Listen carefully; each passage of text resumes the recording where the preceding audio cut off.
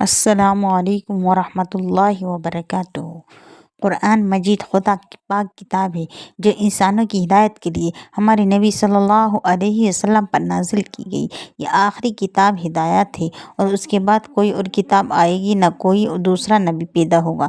قرآن مجید سے پہلے بھی اللہ تعالیٰ نے اپنے نبیوں پر کتابیں نازل فرمائی تھیں، لیکن ان کتابوں کی تعلیمات کو ان کے ماننے والوں نے بھلا دیا اور ان میں تبدیلیاں کر دی، تو ضرورت ہوئی کہ اللہ تعالیٰ اپنے ایک آخری نبی کے ذریعہ ایک مکمل اور آخری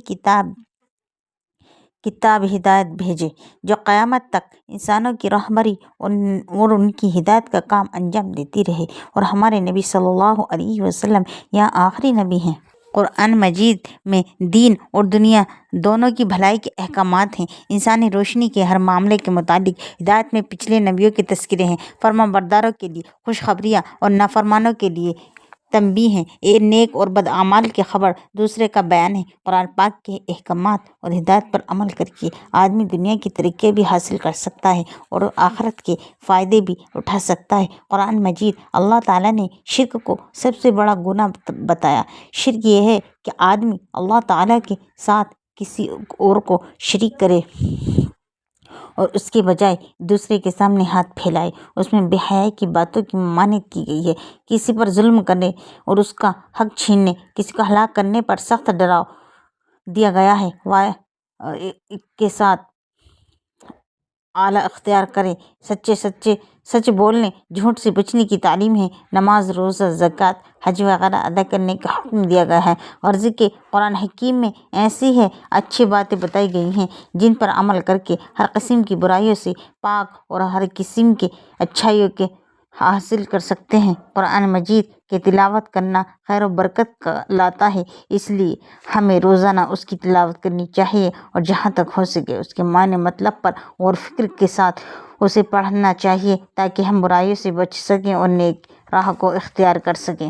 قرآن حکیم کا احکامات ہدایت کے سلسلے میں ہمارے نبی صلی اللہ علیہ وسلم نے اپنے عمل کا جو نمونہ پیش فرمایا، اسے سنت، اور لوگوں کو ان پر عمل کرنے کی جو ہدایت فرمائی یا جو بات بتائی اسے حدیث کہتے ہیں۔ ہمارے پیارے نبی صلی اللہ علیہ وسلم کی ساری زندگی انسانوں کو قرآن و سنت کی طرف بلانے میں گزری، اور دنیا سے رخصت ہوتے ہوئے بھی آپ نے انہیں پر عمل کرنے کی ہدایت فرمائی۔ اور یہ صحیح ہے کہ جب تک ہمارے تعلق اللہ تعالیٰ کی کتاب اور رسول کی سنت سے مضبوط رہا، ہم دین و دنیاوی دونوں میں سرخرور ہیں، بآبرو رہے، اور جب سے ہمارا یہ تعلق کمزور ہوا ہم ہر طرح کی ذلتوں اور مصیبتوں کے شکار ہو گئے۔ پیارے نبی کا ہر قول و فعل خلق اللہ کے لیے نمونہ ہدایت تھا۔ دہلی کے ہندوستان کا پایہ تخت ہے، وہیں پر حضرت خواجہ باقی باللہ کا مزار شریف ہے۔ خواجہ صاحب اللہ کے ولی اور مسلمانوں کے پیشوا ہیں۔ آپ نے ایک بلی پال رکھی تھی،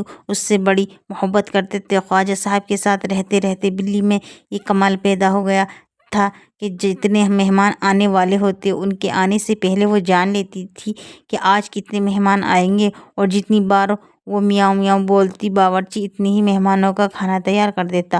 باورچی اس وقت تک کھانا نہ پکاتا جب تک بلی بول نہ لیتی۔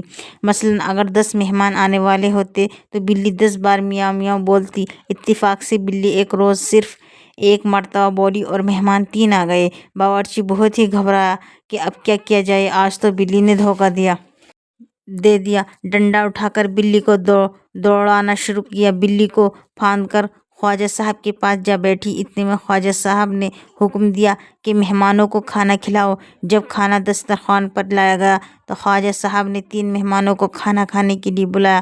ان میں سے ایک کھانے میں شریک ہو گیا۔